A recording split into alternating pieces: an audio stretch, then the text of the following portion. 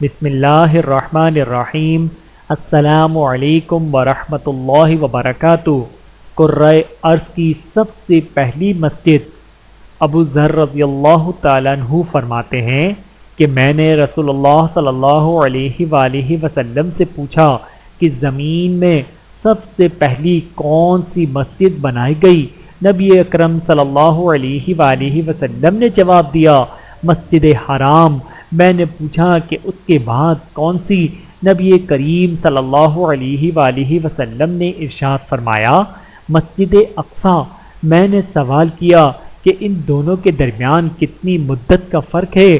نبی کریم صلی اللہ علیہ وآلہ وسلم نے ارشاد فرمایا، 40 برس کا، اور تو جہاں بھی نماز کا وقت پالے وہیں نماز ادا کر لے، بس وہی جگہ بہتر ہے۔ بحوالہ صحیح بخاری، حدیث نمبر 3366۔ اللہ تعالی ہم سب کو احادیث مبارکہ پہ عمل کرنے کی توفیق عطا فرمائے، آمین ثم آمین۔